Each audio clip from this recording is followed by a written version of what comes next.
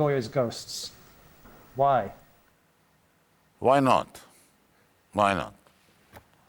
The film about Van Gogh was already made, so why not Goya? Well, what was it about Francisco de la Goya? No, it was, I'll tell you, it was not really Goya. It's not a film about Goya. It's not a biography at all. It's a story about Lorenzo and Ines, and Goya is the third important, but just another character. But what is incredible is when you realize how history repeats itself mercilessly. When you see what's happening around this year 1800 in France and Spain, and you realize, my God, how many times the whole world says, never again. And now we are living the same thing. Exactly the same thing is happening now.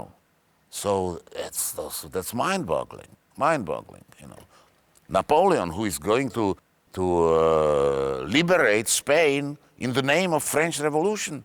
Napoleon brought to Spain liberté, equalité, fraternité. The first thing Napoleon did, he abolished Inquisition. Inquisition, which was hated by everybody. He clamped on the church. He took their properties. He got rid of the royal family.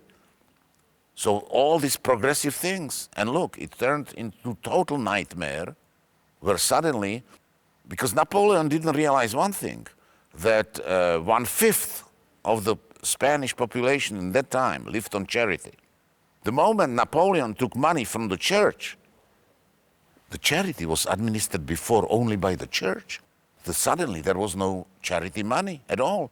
And suddenly the 1/5 of Spanish population didn't have anything to live on.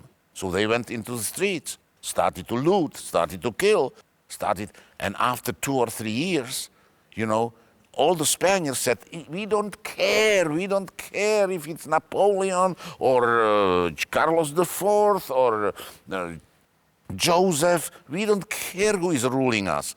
Just give us order. Just let us leave the house without being afraid to be shot at. Just save our home from being looted. Give us water, clean water. That's happening today. Why did you choose Stellan Skarsgård, a Swedish actor, to play the Spanish painter? Because I wanted the Goya to be unknown face. I didn't want to see big star how he plays Goya. I wanted people to see Goya. And he was perfect. I did some screen tests with other people, even Spaniards. But first of all, he looks a little bit like Goya, and he was brilliant. He's one of the most subtle actors I ever worked with, Stellan. And Javier Bardem, of course, I wanted to work with him very much. So, and of course, irony is that when I asked for a meeting, he thought that I want him to play Goya, But then I explained to him that I want him to play Lorenzo, which is much more interesting part, and he understood that, so he accepted that, Natalie Portman. And Natalie Portman, I didn't know her at all, but I saw her face on a cover of some fashion magazine, and I couldn't believe that face is exactly the same face as Milkmaid of Bordeaux, which is Goya's last painting, before he died. And so I asked for a meeting. She was very, very, very impressive. I was very impressed by her. And then I saw the film closer.